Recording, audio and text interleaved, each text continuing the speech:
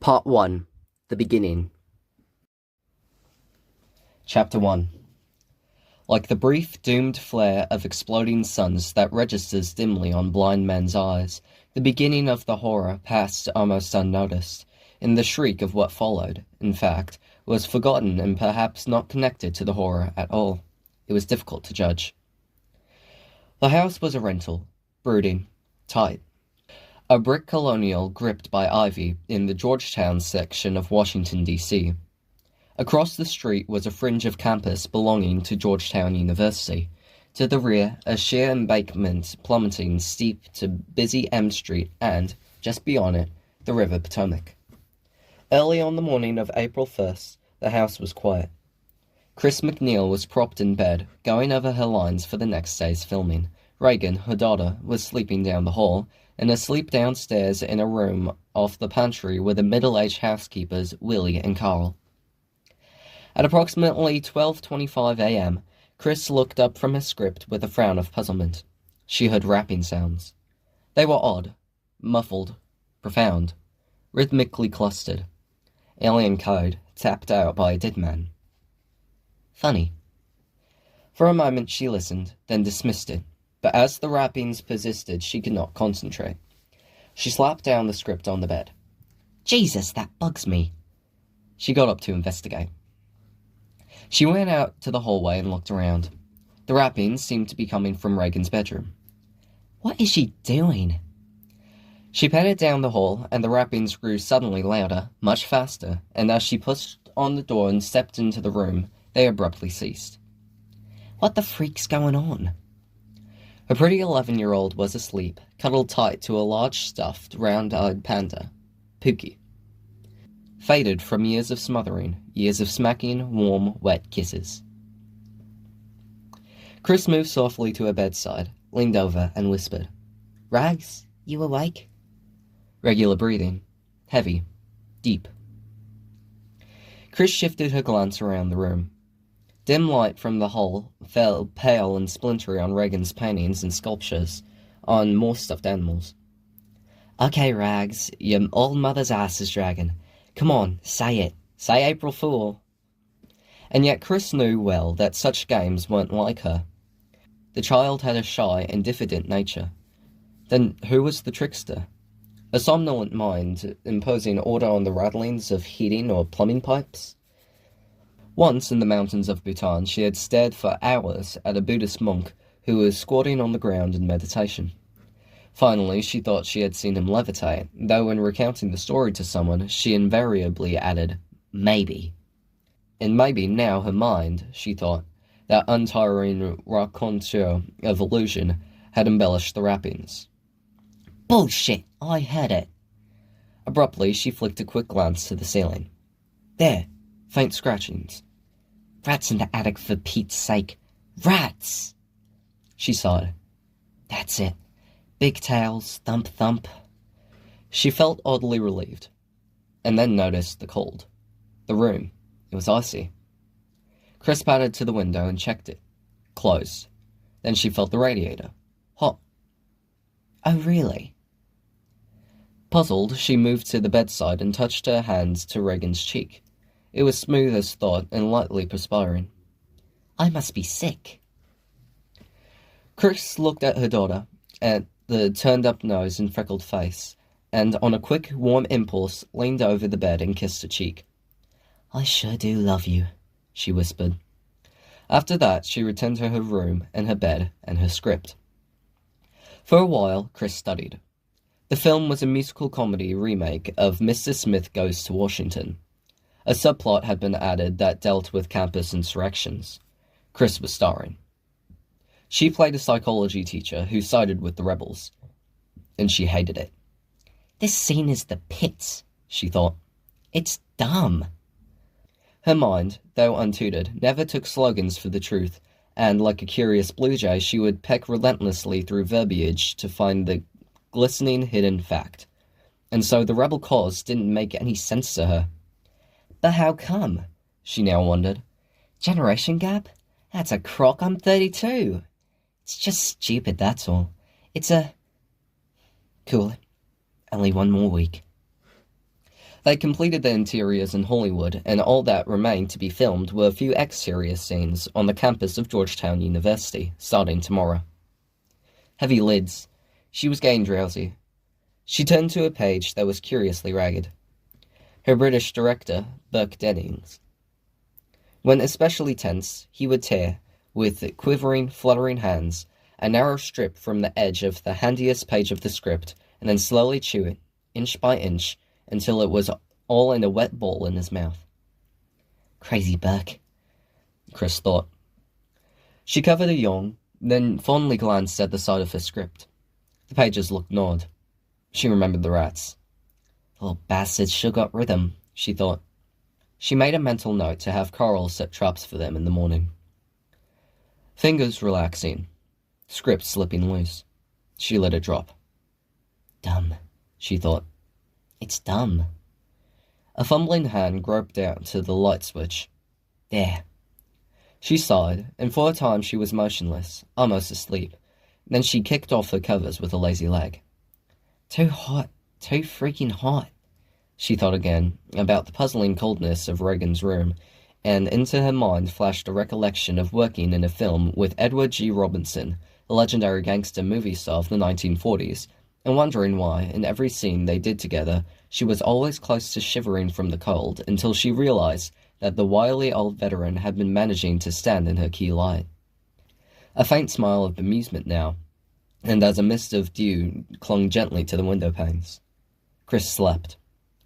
Dreaming about death in the staggering particular, death as if death were still never yet heard of, while something was ringing, she gasping, dissolving, slipping off into void while thinking over and over, I am not going to be, I will die, I won't be, and forever and ever.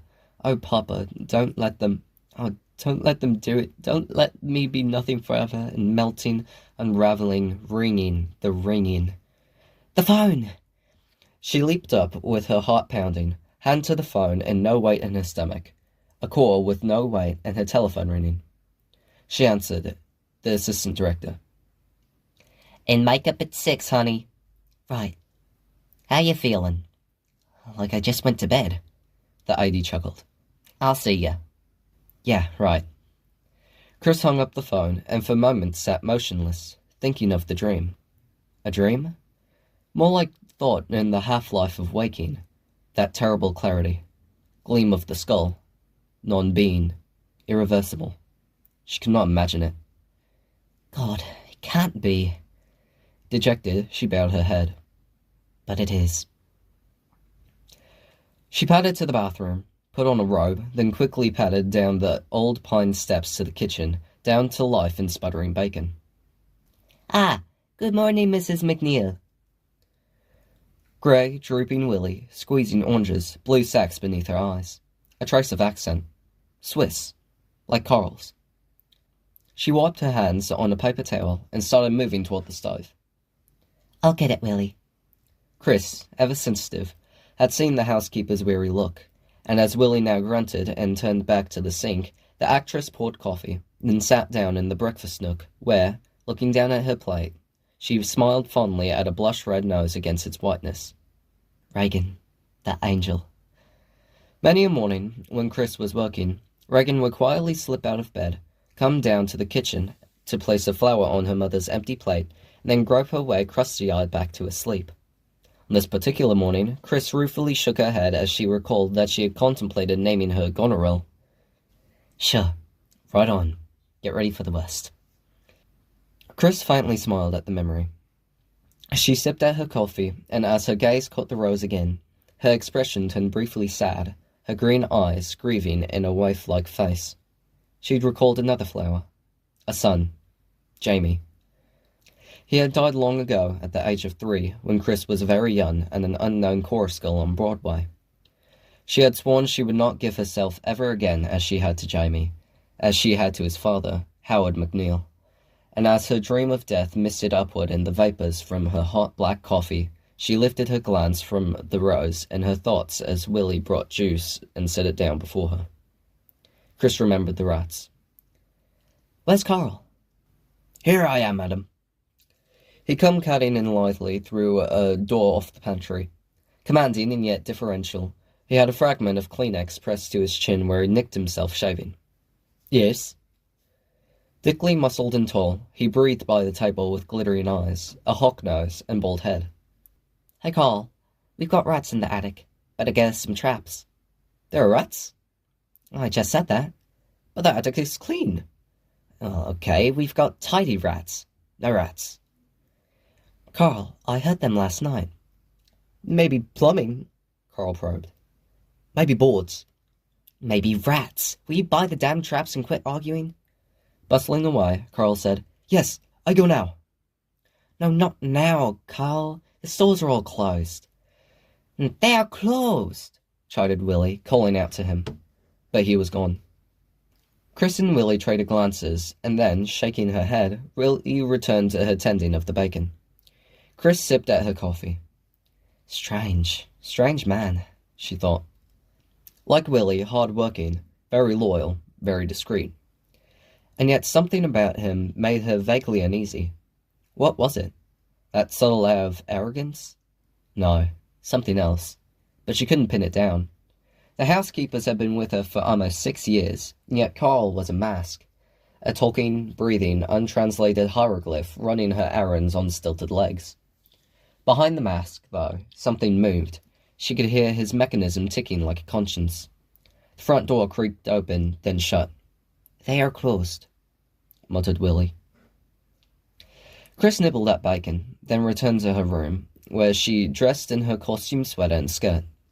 She glanced in the mirror and solemnly stared at her short red hair, which looked perpetually tousled, at the bursts of freckles on the small, scrubbed face, and then crossing her eyes and grinning idiotically, she said, Oh, hi, little wonderful girl next door.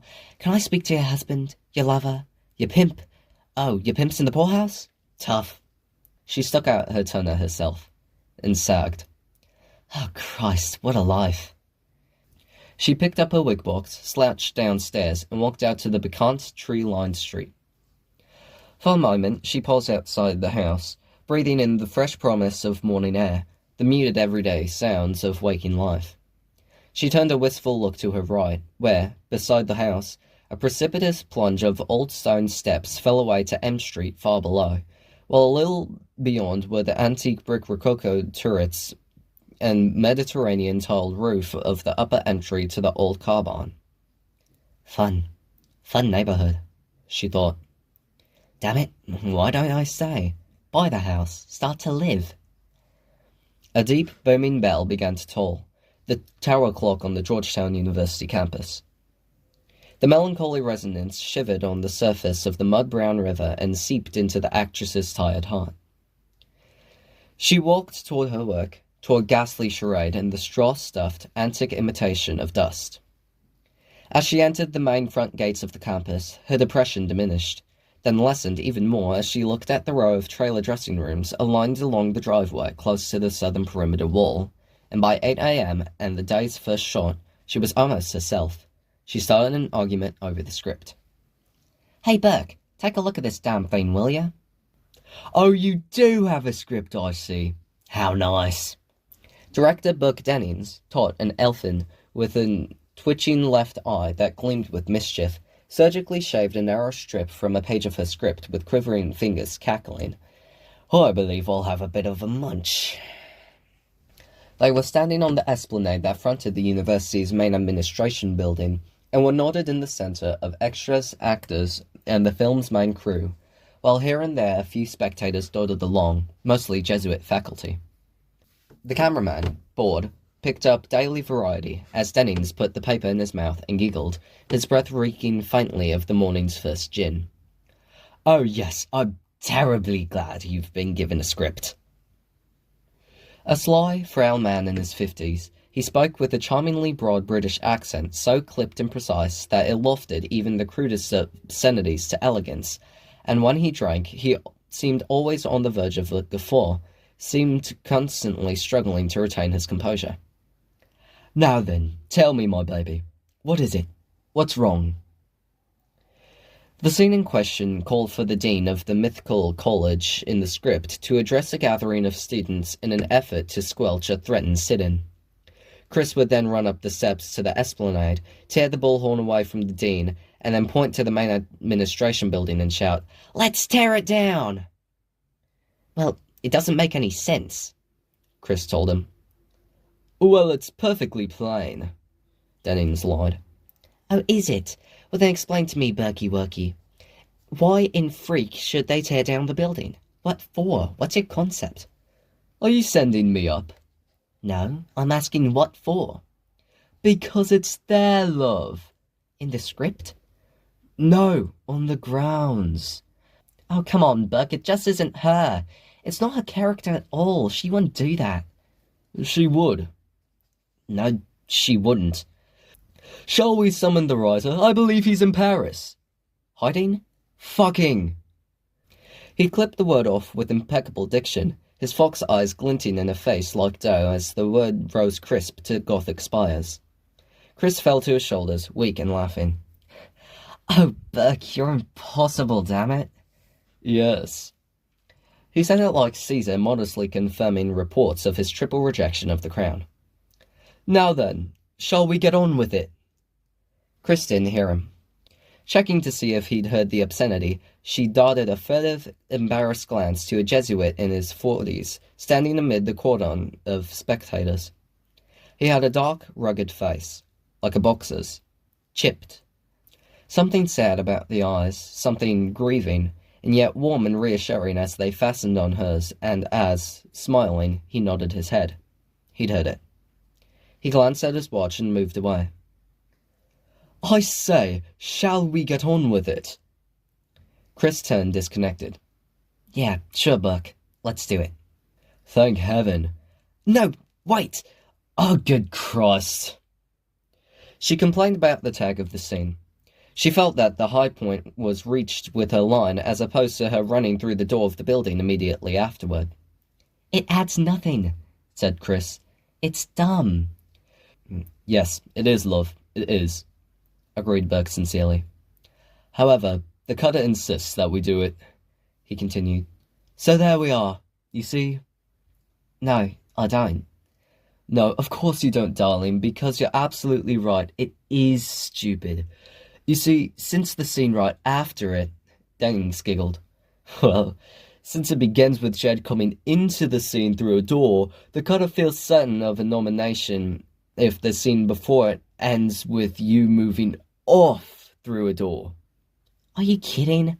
"Oh, I agree with you, love. It's simply cunting, puking mad. But now, why don't we shoot it and trust me to snip it from the final cut? It should make a rather tasty munch." Chris laughed, and agreed.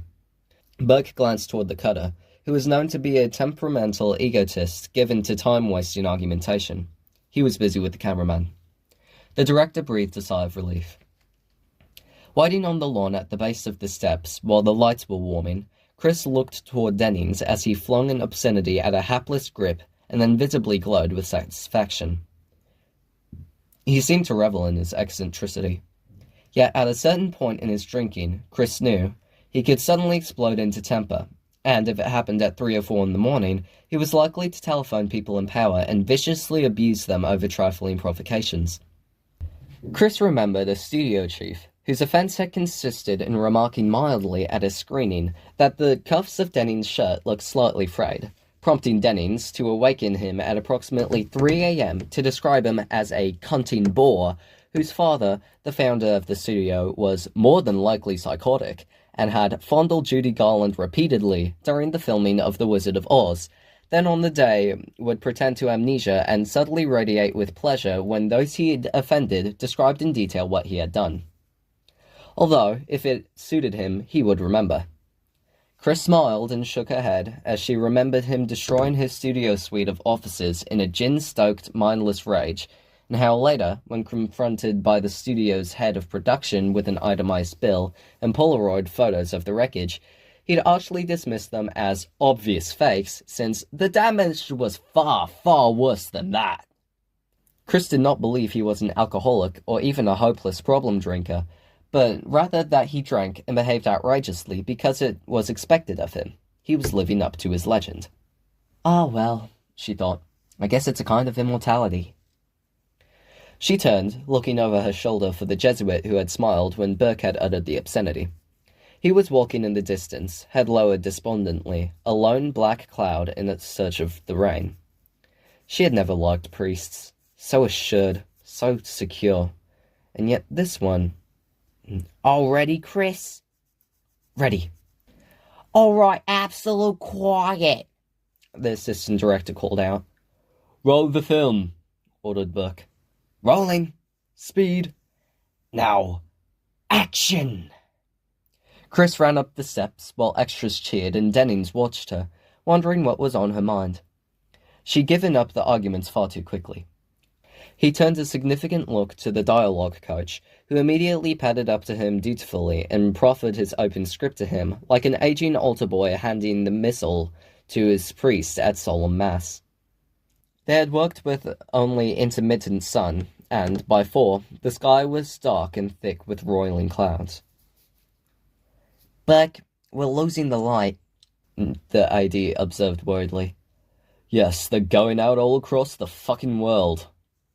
On Dennings' instruction, the assistant director dismissed the company for the day, and now Chris was walking homeward, her eyes on the sidewalk, and feeling very tired. At the corner of 36th and O, she stopped to sign an autograph for an aging Italian grocery clerk who had hailed her from the doorway of his shop. She wrote her name and warm best wishes on a brown paper bag. Waiting for a car to pass before crossing the road at N Street, she glanced diagonally across the street to a Catholic church. Holy something or other.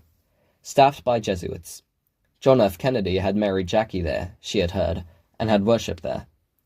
She tried to imagine it. John F. Kennedy among the votive lights and the pious wrinkled women. John F. Kennedy with his head bowed down in prayer. I believe, a detente with the Russians. I believe, Apollo 4 amid the rattlings of the rosary beads. I believe in the resurrection and the life ever. That's it. That's the grabber. Chris watched as a Gunther beer truck lumbered by on the cobbled street with the sound of quivering, warm, wet promises. She crossed, and as she walked down O and past the Holy Trinity Grade School auditorium, a priest rushed by from behind her, hands in the pockets of a nylon windbreaker. Young, very tense, in need of a shave. Up ahead, he took a right, turning into an easement that opened to a courtyard behind the church. Chris paused by the easement, watching him curious. He seemed to be heading for a white-frame cottage. An old screen door creaked open, and still another priest emerged. He nodded curtly toward the young man, and, with lowered eyes, he moved quickly toward a door that led into the church. Once again, the cottage door was pushed open from within. Another priest. It looked... Hey, it is! Yeah, the one who was smiling when Burke said fucking. Only now, he looked grave as he silently greeted the new arrival, putting his arm around his shoulder in a gesture that was gentle and somehow parental. He led him inside, and the screen door closed with a slow, faint squeak. Chris stared at her shoes. She was puzzled. What's the drill? She wondered if Jesuits went to confession. Faint rumble of thunder. She looked up at the sky. Would it rain? The resurrection and the life ever. Yeah, sure, next Tuesday. Flashes of lightning crackled in the distance. Don't call us, kid, we'll call you. She tucked up her coat collar and slowly moved on. She hoped it would pour. A minute later, she was home. She made a dash for the bathroom. After that, she walked into the kitchen. Hey, Chris, how'd it go? Pretty blonde in her 20s sitting at the table. Sharon Spencer. Fresh. From Oregon. For the last 3 years, she'd been tutor to Reagan and the social secretary to Chris. Oh, the usual crock. Chris sauntered to the table and began to sift messages.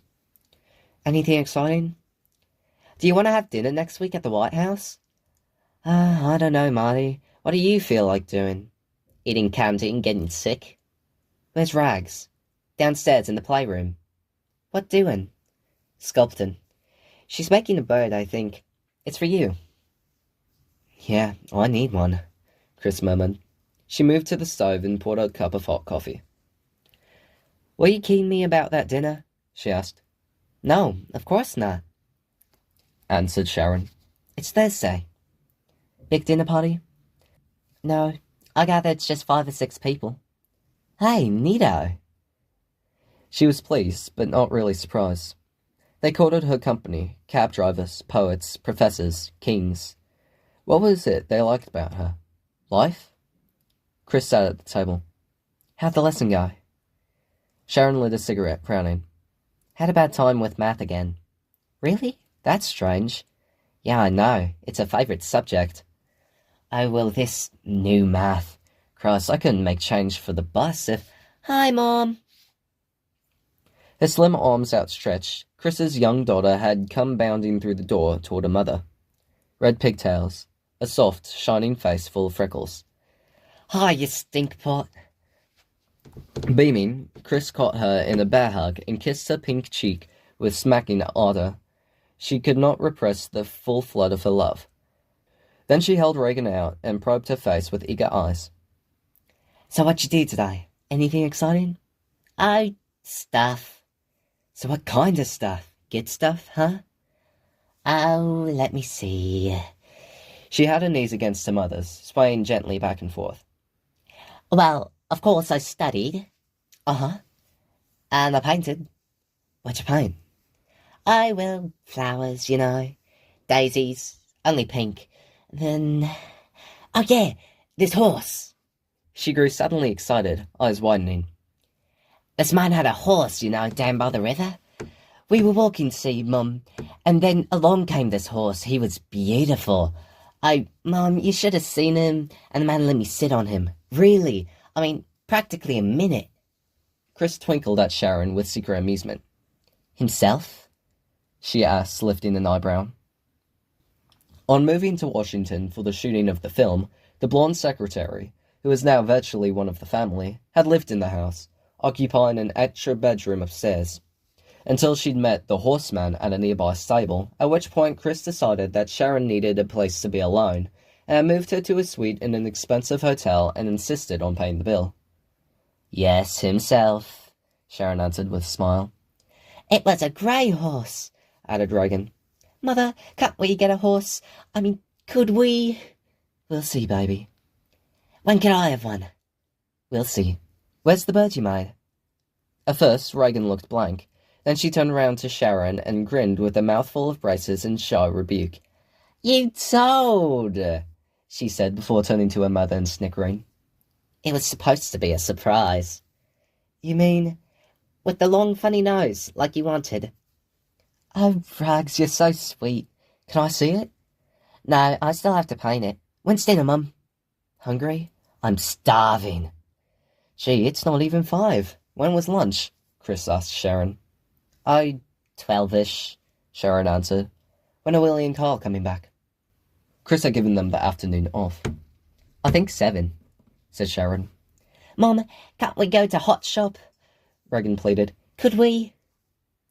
Chris lifted her daughter's hand, smiled fondly, kissed it, and answered, Run upstairs and get dressed and we'll go. Oh, I'd love you. Reagan ran from the room. Honey, wear the new dress, Chris called out after her. How would you like to be 11 again, mused Sharon. I don't know. Reaching for her mail, Chris began sorting through scrolled adulation. The brain I got now? All the memories? Sure. No deal. Think it over. Chris dropped the letters and picked up a script with a covering letter from her agent, Edward Jarris, clipped neatly to the front of it. Thought I told them no scripts for a while. You should read it, said Sharon. Oh, yeah? Yeah, I read it this morning. Pretty good? I think it's great. I get to play a nun who discovers she's a lesbian, right? No, you get to play nothing. Shit, movies are better than ever. What in freak are you talking about, Sharon? What's the grin for? They want you to direct. Sharon exhaled coyly along with the smoke from her cigarette. What? Read the letter. Oh my god, Shay, you're kidding. Chris pounced on the letter, her eyes snapping up the words in hungry cheeks. New script? A triptych? Studio wants Sir Stephen Moore, accepting role provided? I direct his segment! Chris flung up her arms, letting loose a hoarse, shrill cry of joy. Then, with both her hands, she cuddled the letter to her chest. Oh, Steve, you angel, you remembered! Filming in Africa, drunk and in camp chairs, watching the vermilion and gold end of day. The business is bunk. For the actor, it's crap, Steve. Oh, I like it. It's crap. Don't you know where it's at in this business? Directing. Then you've done something that's yours. I mean, something that lives. Oh, well then do it, love, do it. Oh, I've tried, Steve, I've tried. They won't buy it. Why not? Come on, you know why. They don't think I can cut it. Well, I think you can. Warm smile, warm remembrance. Dear Steve. Mom, I can't find the dress, Reagan called from the landing. In the closet, Chris answered. I looked. I'll be up in a second, Chris called. She flipped through the pages of the script, then stopped, looking wilted as she murmured, I bet it's probably crap. Oh, I don't think so, Chris. No, I really think it's good. Oh, you thought Psycho needed a laugh track. Mummy! I'm coming. Got a date, Cher? Yes. Chris motioned at the mail. Here you go, then. We can catch all this stuff in the morning. Sharon got up. Oh, no, wait, Chris amended. No, I'm sorry. There's a letter that's got to go out tonight. Oh, okay. Sharon reached for her dictation pad, a whine of impatience. Mother! Chris exhaled a sigh, stood up, and said, Back in a minute. But then hesitated, seeing Sharon checking the time on her watch. Chris said, What? Gee, it's time for me to meditate, Chris. Chris eyed her narrowly with fond exasperation. In the last 6 months, she had watched her secretary metamorphose into a seeker after serenity. It had started in Los Angeles with self-hypnosis, which then yielded to Buddhistic chanting. During the last few weeks that Sharon was quartered in the room upstairs, the house had reeked of incense and lifeless dronings of Nam Myoho Renge Kyo. See, you just keep chanting that, Chris. Just that, and you get your wish and everything you want. Were heard at unlikely and untimely hours, usually when Chris was studying her lines. You can turn on the TV, Sharon generously told her employer on one of these occasions. It's fine. I can chant when there's all kinds of noise.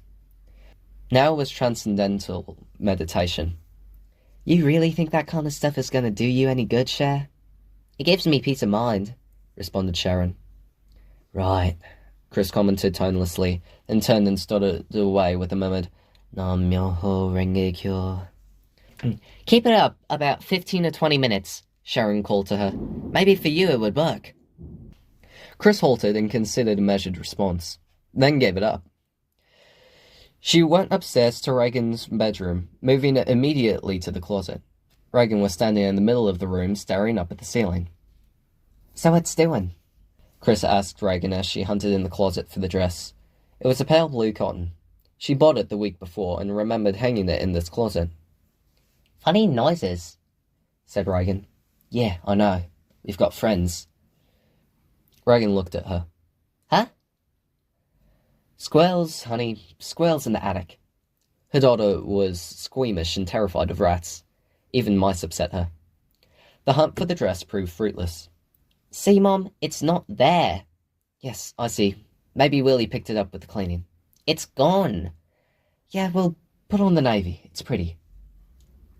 After a matinee screening of Shirley Temple in Wee Willie Winky at an art house cinema in Georgetown, they drove across the river on the Key Bridge to the Hot Shop in Rosslyn, Virginia, where Chris ate a salad while Reagan had soup, 2 sourdough rolls, fried chicken, a strawberry shake, and blueberry pie topped with chocolate ice cream.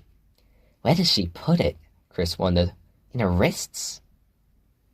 The child was slender as a fleeting hope. Chris lit a cigarette over her coffee and looked through the window on her right at the spires of Georgetown University before lowering a pensive and moody gaze to the Potomac's deceptively placid surface, which offered no hint of the perilously swift and powerful currents that surged underneath it. Chris shifted her weight a little. In the soft, smoothing light of evening, the river, with its seeming dead calm and stillness, suddenly struck her as something that was planning and waiting. I enjoyed my dinner, Mum. Chris turned to Reagan's happy smile and, as so often had happened before, caught a quick, gasping breath as once again she experienced that tugging, unsummoned little ache that she sometimes felt on suddenly seeing Howard's image in her face. It was the angle of the light, she often thought. She dropped a glance to Reagan's plate. Can I leave that pie? Reagan lowered her eyes. Mum, I ate some candy before. Chris stubbed out her cigarette and smiled. Come on, Rags, let's go home. They were back before 7. Willie and Carl had already returned. Reagan made a dash for the basement playroom, eager to finish the sculpture for her mother. Chris headed for the kitchen to pick up the script. She found Willie brewing coffee. Coarse, open pot. She looked irritable and sullen. Hi, Willie. How'd it go? Have a real nice time? Did not ask. Willie added an eggshell and a pinch of salt to the bubbling contents of the pot. They had gone to a movie, Willie explained. She had wanted to see the Beatles, but Carl had insisted on an art house film about Mozart. Terrible, she simmered as she lowered the flame. That dumbhead. Sorry about that. Chris tucked the script underneath her arm.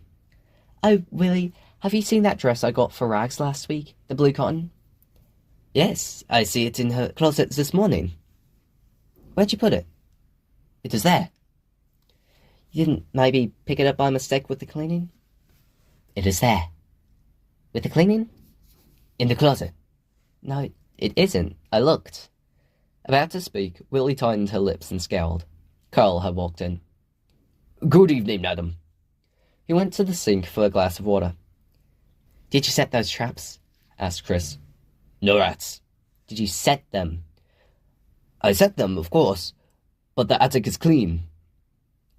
Tell me, how was the movie, Carl? Exciting, he said. His tone of voice, like his face, was a resolute blank. Humming a song made famous by the Beatles, Chris started to leave the kitchen, but then abruptly turned around. Just one more shot. Did you have any trouble getting the traps, Carl? His back to her, Carl said, No, madam, no trouble. At 6 in the morning? On that market. Chris softly slapped a hand against her forehead, stared at Carl's back for a moment, and turned to leave the kitchen, softly muttering, Shit. After a long and luxurious bath, Chris went to the closet in her bedroom for her robe and discovered Reagan's missing dress. It lay crumpled in a heap on the floor of the closet. Chris picked it up. The purchase tags were still on it. What's it doing in here? Chris tried to think back, then remembered that the day she had purchased the dress, she had also bought 2 or 3 items for herself. Must have put them all together, she decided. Chris carried the dress into Reagan's bedroom, put it on a hanger, and slipped it onto the clothes rack in Reagan's closet. Hands on her hips, Chris appraised Reagan's wardrobe. Nice. Nice clothes. Yeah, Rags. Look here. Not over there, the daddy who never rides her calls. As she turned from the closet, Chris stubbed her toe against the base of the bureau. Jesus, that's smart! Lifting her foot and massaging her toe, Chris noticed that the bureau was out of position by about 3 feet. No wonder I bumped it. Willie must have vacuumed. She went down to the study with the script from her agent. Unlike the massive living room with its large bay windows and view of Key Bridge arching over the Potomac to Virginia's shore, the study had a feeling of whispered density, of secrets between rich uncles, a raised brick fireplace, cherry wood paneling, and crisscross beams of a sturdy wood that looked as if hewn from some ancient drawbridge. The room's few hints of a time that was present were a modern-looking bar with suede and chrome chairs set around it, and some colour-splashed Marimekko pillows on a downy sofa where Chris settled down and stretched out with the script from her agent. Stuck between the pages was his letter. She slipped it out now and read it again. Faith, Hope, and Charity, a film with 3 distinct segments, each one with a different cast and director. Hers would be Hope. She liked the title. Might be dull, she thought, but refined. They'll probably change it to something like Rock Around the Virtues. The doorbell chimed. Buck Dennings. A lonely man, he dropped by often. Chris smiled ruefully, shaking her head, as she heard him rasp an obscenity at Carl, whom he seemed to detest and continually baited. "Yes, fellow, where's a drink?" he demanded crossly, entering the room and moving to the bar with his glance averted and his eyes in the pockets of his wrinkled raincoat. He sat on a bar stool looking irritable, shifty-eyed, and vaguely disappointed. "On the prowl again?" Chris asked. "What the hell do you mean?" Dennings sniffed. "You've got that look." She had seen it before when they'd worked on a picture together in Lausanne. On their first night there, at a Sade hotel overlooking Lake Geneva, Chris had difficulty sleeping. At a little after 5 a.m., she flounced out of bed and decided to dress and go down to the lobby in search of either coffee or some company. Waiting for an elevator out in the hall, she glanced through a window and saw the director walking stiffly along the lakeside, hands deep in the pockets of his coat against the glacial February cold. By the time she reached the lobby, he was entering the hotel. "Not a hooker in sight!"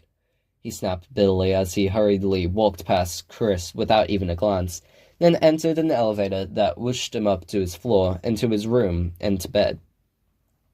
When Chris had teasingly mentioned the incident later, the director had grown furious and accused her of promulgating gross hallucinations that people were likely to believe just because you're a star.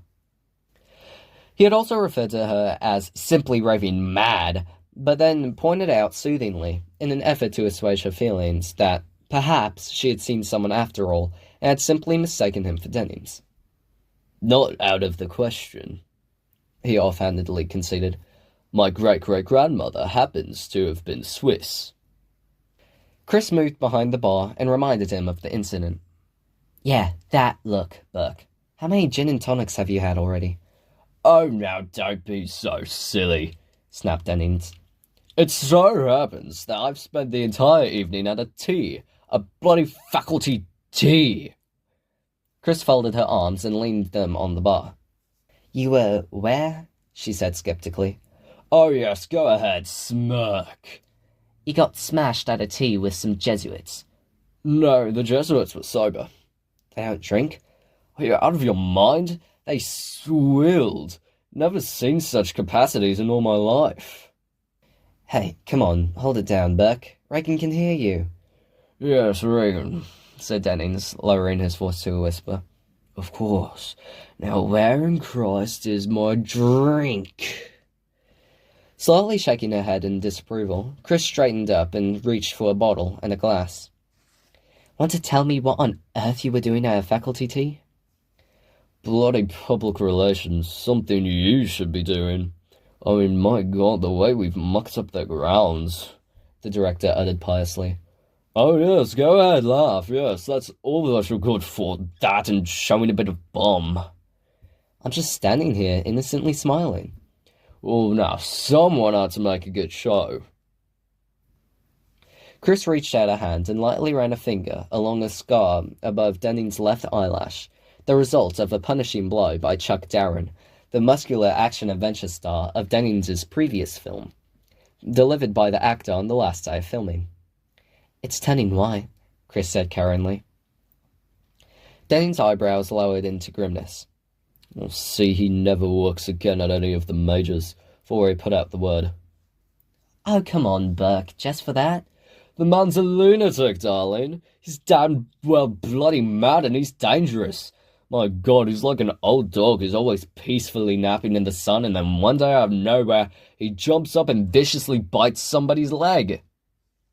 "And of course, his putting your lights out had nothing to do with you telling him in front of the cast and crew that his acting was a cunting embarrassment somewhere near the level of sumo wrestling?" "Darling, that's crude," Dennings piously rebuked her while accepting a glass of gin and tonic from her hands. "My dear, it's all very well for me to say cunting, but not for America's sweetheart. But now tell me, how are you, my little dancing and singing mini-nova?" Chris answered with a shrug and a despondent look as she leaned over and rested her weight on folded arms atop the bar. "Go on, tell me, my baby, are you glum?" "Oh, no." "Tell your uncle." "Shit, I think I'll have a drink." Chris abruptly straightened up and reached out for a vodka bottle and a glass. Oh yes, excellent, splendid idea. Now then, what is it, my precious? What's wrong? Ever think about dying? Chris asked. Dennings furrowed his brow. He said, dying? Yeah, dying. Ever really, really think about it, Burke? What it means? What it really means? She poured vodka into the glass. Faintly edgy now, Dennings rasped. No, love, I don't. I don't think about it, I just do it. Why on earth bring up dying, for heaven's sakes? Chris shrugged and plopped an ice cube into a glass. Oh, no. I was thinking about it this morning. Well, not thinking exactly. I sort of dreamed it just as I was waking up, and it gave me cold shivers, Burke. It hit me hard. What it means. I mean, the end, Burke. The really freaking end. Just like I'd never even heard of dying before. She looked aside and shook her head. Oh man, did that spook me. I felt like I was falling off the freaking planet at 150 million miles an hour. Chris lifted the glass to her lips. I think I'll have this one neat, she murmured. She took a sip. Oh, well, rubbish. Dennings sniffed. That's a comfort. Chris lowered the glass. Not for me. Come, you live through the works you leave behind, or through your children. Oh, that's bullshit. My children aren't me. Yes, thank heaven. One's entirely enough. Chris leaned forward, her glass in her hand at waist level, and her pixie face tight in a grimace of concern. I mean, think about it, Burke. Not existing. Not existing forever and ever and... Oh, now stop that. Stop this drivelling and think about flaunting your much-adored, body makeup-covered long legs at the faculty tea next week. Perhaps those priests can give you comfort. Dennings banged down his glass on the bar. Let's another. You know, I didn't know they drank. Well, you're stupid, the director said grumpily. Chris eyed him. Was he reaching his point of no return? Or had she in fact touched a hidden nerve? Do they go to confession? She asked. Who? Priests. How would I know? Dennings interrupted. Well, didn't you once tell me that you studied to be a... Dennings slammed his open hand down on the bar, cutting her off as he squalled, Come on, where's the bloody drink? Why don't I get you some coffee? Don't be fatuous, darling, I want a drink. You're getting coffee. Oh, come along, ducks. Dennings wheedled in a suddenly gentle voice. Just one more for the road. The Lincoln Highway. Now that's ugly, love. Truly, not like you. Looking pouty, Dennings pushed his glass forward. The quality of mercy is not strained, he intoned. No, it falleth from heaven like the gentle Gordon's dry gin. So come along now, just one and I'll be off, and that's a promise. A real one? Word of honour and hope to die. Chris apprised him, and then, shaking her head, she picked up the bottle of gin. Yeah, those priests, she said abstractedly while pouring gin into Dennings' glass. I guess maybe I should ask one or two of them over. They'd never leave, Dennings growled, his eyes reddening and suddenly growing even smaller, each one of them a separate particular hell. The fucking plunderers. Chris picked up the tonic bottle to pour, but Dennings testily waved it off. No, for heaven's sake, straight. Can't you even remember? Someone is always straight. Chris watched him pick up his glass, gulp down the gin, and then set the glass back down, and, with his head bent, staring into it, he muttered, Thoughtless bitch. Chris eyed him warily. Yeah, he's starting to blow. She changed the subject from priests to the offer she'd received to direct. Oh, well, good, Dennings grunted, still looking down into his glass. Bravo. To tell the truth, though, it kind of scares me. Dennings instantly looked up at her, expression now benign and paternal. Twaddle, he said. You see, my baby, the difficult thing about directing is making it seem as if the damn thing were difficult. I hadn't a clue my first time out, but here I am, you see. There's no magic involved, love. Just bloody hard work and the constant realization from the day you start shooting that you've got a Siberian tiger by the tail. Yeah, I know that, Burke. But now that it's real, now that they've offered me my chance, I'm not so sure I could even direct my grandmother across the street. I mean, all that technical stuff. Oh, now don't be hysterical. Leave all that nonsense to your editor, your cinematographer, and the script supervisor. Get good ones, and I promise you, they'll have you smiling through. What's important is your handling of the cast, the performances, and at that you'd be marvelous, my pretty. You could not only tell them what you want, you could show them. Chris looked doubtful. Well, still, she said. Still what? Well, the technical stuff. I mean, I need to understand it. Well, for instance, give your guru an example. From there, and for almost an hour, Chris probed the acclaimed director to the outermost barricades of minutiae. The technical ins and outs of film directing were available in numerous texts, but reading always tended to fray Chris's patience. So instead she read People. Naturally inquisitive, she would juice them, she would wring them out. But books were not wringable. Books were glib. They said therefore and clearly when it wasn't clear at all, and their circumlocutions would never be challenged. They could never be stopped for shrewdly disarming, "Hey, now hold it, I'm done. Can I have that again?" Books could never be pinned, or made to wriggle, or dissected. Books were like Carl. Darling, all you really need is a brilliant cutter. Dennings cackled at the end. I mean, a cutter who knows his doors. He'd grown charming and bubbly, and seemed to have passed the threatened danger point, until the voice of Carl was heard. Beg pardon, you wish something, madam? He was standing attentively at the open door to the study. Oh, hello, Thorndyke! Dennings greeted him, giggling. Or is it Henrik? He asked. I simply can't seem to keep the names straight. It is Carl, sir. Yes, of course, I've forgotten. Tell me, Carl, was it public relations that you did for the Gestapo, or was it community relations? I believe there's a difference. Carl replied politely. Neither one, sir. I am Swiss. The director guffawed. Oh, yes, of course, Carl, right. You're Swiss. You never went bowling with Goebbels, I suppose. Knock it off, Burke, Chris scolded. Or went flying with Rudolf Hess, Dennings added. His manner cool and unperturbed, Carl turned his gaze to Crisp and asked so blandly, Madame Vicious? Burke, how about that coffee, huh? What do you say?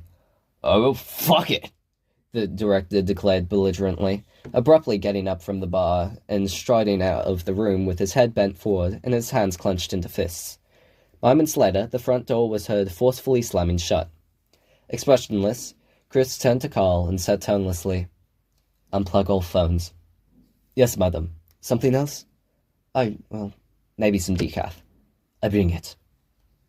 Where's Rags? Down in playroom. A call her?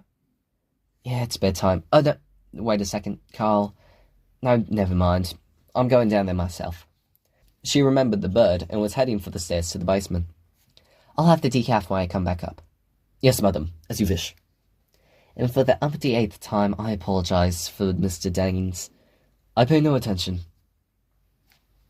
Chris stopped and turned partway around. Yes, I know. That's exactly what's driving them nuts. Turning back around, Chris walked to the entry hall of the house, pulled open the door to the basement staircase, and began to descend. Hi, Stinky. What you doing down here? You got that bird done for me yet? Oh, yes, Mum. Come and see. Come on down. It's all finished. The playroom was panelled and brightly decorated. Easels, paintings, a phonograph, tables for games and a table for sculpting. Red and white bunting left over from a party from the previous tenant's teenage son. Oh, honey, that's so great, Chris exclaimed as Reagan grandly handed her the figure. Not quite dry, it resembled a worry bird, and was painted orange, except for the beak, which was laterally striped in green and white. A tuft of feathers was glued to the head. You really like it? Reagan asked, grinning broadly. Oh, honey, I do. I really do. Got a name for it? Reagan shook her head. No, not yet. What's a good one? I don't know. Regan answered, lifting her hands palm upward and shrugging. Lightly tapping her fingernails against her teeth, Chris furrowed her brow in exaggerated ponder. Let me see, she said softly, mulling. Then abruptly she lit up and said, Hey, how about Dumbbird, huh? What do you think? Just plain old Dumbbird. Reflexively covering her mouth with a hand to hide the braces on her teeth, Regan snickered and vigorously nodded her head. Okay, it's Dumbbird by a landslide, Chris declared triumphantly as she held up the sculpture in the air.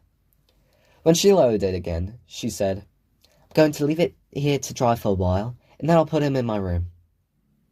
Chris was setting down the bird on a game table a few feet away when she noticed the Ouija board there. She'd forgotten that she had it. As curious about herself as she was about others, she originally bought it as a possible means of exposing clues to her subconscious. It hadn't worked, though. She'd used it a time or two with Sharon, and one other time with Dennings, who had willfully steered the plastic planchette so that all of the spirit messages were obscene, and then afterward blamed it on cunting evil spirits. You been playing with the Ouija board, Rags, honey? Oh, yeah. You know how? Oh, well, sure. Here, I'll show you. Regan was moving to sit before the board. Well, I think you need 2 people, honey. No, you don't, Mom. I do it all the time. Chris was pulling up a chair. Well, let's both play, okay? A hesitation, and then, well, okay. The child had her fingertips lightly positioned atop the planchette, and as Chris reached out to position hers, it made a swift, sudden move to the position on the board mocked, "No." Chris smiled at her slyly. Mother, I'd rather do it myself. Is that it? You don't want me to play? No, I do. Captain Howdy said no. Captain who? Captain Howdy. Honey, who's Captain Howdy? Oh, you know, I make questions and he does the answers. Oh, yeah? He's very nice. Chris tried not to frown as she began to feel a dim but prickling concern. Regan had loved her father deeply, yet had never shown the slightest reaction to her parents' divorce. Maybe Regan cried in her room, who knew? But Chris was fearful that her daughter was repressing both anger and grief, and that one day the dam would break, and her emotions would erupt in some unknowable and harmful form. Chris pursed her lips. A fantasy playmate. Didn't sound healthy. Why the name Howdy? For Howard? Her father? Pretty close. So how come you couldn't even come up with a name for a dum-dum bird, and then you hit me with something like Captain Howdy? Why do you call him that, Rags? Regan giggled. 'Cause that's his name, of course. Says who? Well, him. Oh, well, of course. Of course. And what else does he say to you? Stuff. What stuff? Regan shrugged and looked aside. I don't know, just stuff. Well, for instance...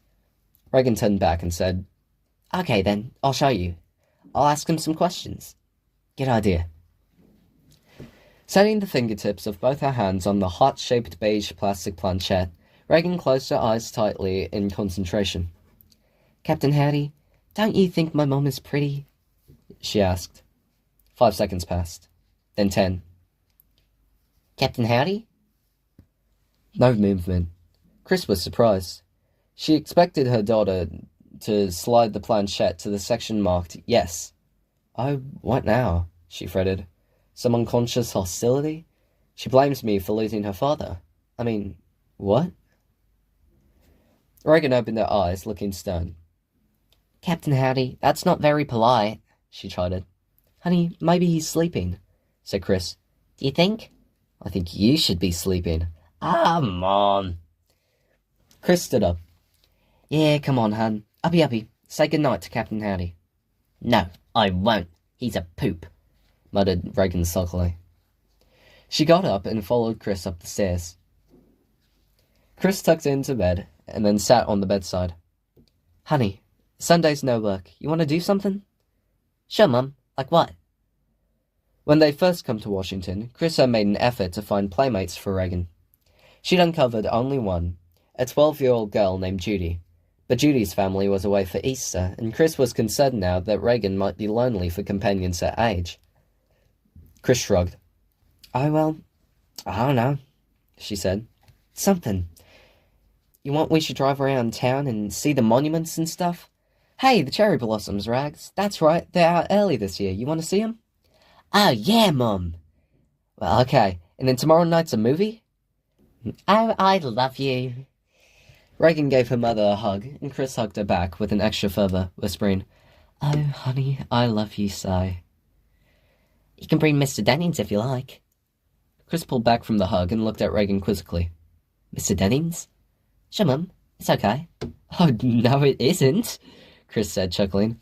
Honey, why would I want to bring Mr. Dennings? Well, you like him, don't you? Oh, well, sure I like him, honey. Don't you? Looking off, Reagan made no answer. Her mother eyed her with concern. Baby, what's going on? Chris prodded. You're going to marry him, aren't you, Mummy? It was less a question than a sullen statement of fact. Chris exploded into a laugh. Oh, my baby, of course not. What on earth are you talking about, Mr. Dennings? Where'd you get that idea? Because you like him, you said. I like pizzas, but I would never marry one.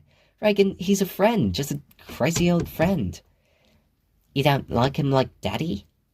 I love your Daddy, honey. I'll always love you, Daddy. Mr. Dennings comes by here a lot because he's lonely. That's all. He's just a lonesome, goofy friend. Well, I heard... You heard what? Heard from who? Whirling slivers of doubt in the eyes, hesitation, then a shrug of dismissal. I don't know, Reagan sighed. I just thought it. Well, it's silly, so forget it. Okay. Now go to sleep. I'm not sleepy. Can I read? Yeah. Read that new book I got you. Thanks, Mummy. Good night, hun. Sleep tight. Good night. Chris blew her a kiss from the door and closed it, then walked down the stairs to her study. Kids, where do they get their ideas? She wondered if Reagan had connected Dennings somehow to her filing for divorce. Howard had wanted it. Long separations. Erosion of ego as the husband of a superstar. He found someone else. But Reagan didn't know that, only that Chris was the one who had filed. Oh, quit with all this amateur psychoanalyzing and try to spend some more time with her. Really? In the study, Chris had settled down to read Hope, when, halfway through it, she heard steps and looked up to see Reagan coming toward her sleepily, or rubbing a knuckle at the corner of an eye. Hey, honey, what's wrong? There's these real funny noises, Mum. In your room? Yes, in my room. It's like knocking and I can't go to sleep. Where the hell are those traps? Honey, sleep in my bedroom and I'll see what it is. Chris led Reagan to the master bedroom and was tucking her in when Reagan asked, Can I watch TV for a while till I sleep? Where's your book? I can't find it. Can I watch? Well, I guess so, sure. Chris picked up the remote from a bedside table and tuned in a channel. That loud enough? Yes, Mum, thanks. Chris placed the remote on the bed. Okay, honey, just watch it till you're sleepy, okay? Then turn it off. Chris turned out the light and then went down the hall, where she climbed up the narrow green-carpeted stairs that led to the attic, opened the door, felt around for the light switch, found it, flicked it on, then entered the unfinished attic, where she took a few steps and then stopped and slowly glanced all around. Press clippings and correspondence and boxes were neatly stacked on the pinewood floor. She saw nothing else, except the rat traps. 6 of them, baited. Yet the place looked spotless. Even the air smelled clean and cool. The attic was unheated. No pipes, no radiator, no little holes in the roof for entry. Chris took a step forward. There is nothing, came a voice from behind her. Chris jumped from her skin. Good Jesus! She gasped, turning quickly and putting her hand to her fluttering heart. Jesus Christ, Carl, don't do that! He was standing 2 steps down on the staircase to the attic. Very sorry, but you see, madam, everything is clean. Still a little short of breath, Chris said weakly. Thanks for sharing that with me, Carl. Yes, it's clean. Thanks. That's terrific. Madam, maybe cat better. Cat better for what? To catch rats. Without waiting for an answer, Carl turned to walk back down the stairs, and soon was lost from Chris's sight. For a time, she kept staring at the open doorway as she wondered whether Carl had been subtly insolent. She wasn't sure. She turned around again, looking for some cause of the rappings. She lifted her gaze to the angled roof. The street was shaded by enormous trees, most of them gnarled and entangled by vines, and the branches of one of them, a massive basswood branch, lightly touched the front lid of the house. Was it squirrels after all? Wondered Chris. Must be. Or maybe even just the branches. Recent nights had been windy. Maybe cat better. Chris turned around and stared at the doorway again. Pretty smart-ass, aren't we, Carl? She reflected. Then in a flash, her expression turned pertly mischievous. She went down to Reagan's bedroom, picked something up, brought it back to the attic, and then after a minute went back to the bedroom. Reagan was sleeping. Chris returned her to her room, tucked her into bed, and then went back to her own room, where she turned off the television and went to sleep. That night, the house was especially quiet. Eating her breakfast the following morning, Chris told Carl in an offhand way that during the night she thought she'd heard one of the rat traps springing shut. Like to go and take a look? Chris suggested, sipping coffee and pretending to be engrossed in the Washington Post, while, without any comment, Carl went up to the attic to investigate the matter. As he was returning a few minutes later, Chris passed him in the hall on the second floor. His gaze straight ahead, he was stolidly walking without any expression, in his hands the large Mickey Mouse doll whose snout he had pried from one of the traps. As he and Chris passed one another, she heard him mutter, "Someone is funny." Chris entered her bedroom, and as she slipped off a robe before dressing for work, she murmured softly, "Yeah, maybe cat better. Much better." When she grinned, her entire face crinkled up. The filming went smoothly that day.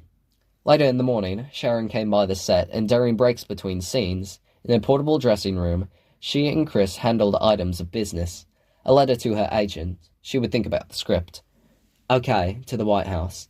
A wire to Howard, reminding him to telephone on Reagan's birthday. A call to a business manager, asking if she could afford to take it off a year. And then plans for a dinner party April 23rd. Early in the evening, Chris took Reagan to a movie, and the following day they drove around to points of interest in Chris's red Jaguar XKE, the Capitol, the Lincoln Memorial, the cherry blossoms, a bite to eat, then across the river to Arlington National Cemetery and the tomb of the unknown soldier, where Reagan turned solemn, while later, at the grave of John F. Kennedy, she seemed to grow distant and sad. She stared at the eternal flame for a time, and then, mutely reaching up to grip her mother's hand, she said tonelessly, "Mum, why do people have to die?" The question pierced her mother's soul. "Oh, Rags, you too? You too? Oh, no." And yet, what could she tell her? Lies? No, she couldn't. She looked at her daughter's upturned face, at her eyes misting up with tears. Had Reagan sensed her thoughts? She had done it so often before. "Honey, people get tired," she told Reagan tenderly. "Why does God let them?" Looking down at her daughter, Chris was silent, puzzled, disturbed. An atheist, she had never taught Reagan religion. She thought it would have been dishonest. "Who's been telling you about God?" she asked. "Sharon." Oh. She would have to speak to her. "Mum, why does God let us get tired?" Looking down at the pain in those sensitive eyes, Chris surrendered. Couldn't tell her what she really believed. Which was nothing. "Well, after a while, God gets lonesome for us, Rags. He wants us back." Reagan folded herself into silence. She stayed totally quiet all during the drive home, her mood persisting all the rest of that day, and then, disturbingly, all through Monday. On Tuesday, Reagan's birthday, the spell of strange silence and sadness seemed to break. Chris took her along to the filming, and when the shooting day was over, a huge cake with 12 lighted candles on it was brought out while the film's cast and crew sang happy birthday. Always a kind and gentle man, when sober, Dennings had the lights rewarmed and, loudly calling it a screen test, filmed the scene as Reagan blew out the candles and cut the cake, and then promised he would make her a star. Reagan seemed cheerful, even gay. But after dinner and the opening of presents, the mood seemed to fade. No word from Howard. Chris placed a call to him in Rome, and was told by a clerk at his hotel that he hadn't been there for several days, that he had left no forwarding number.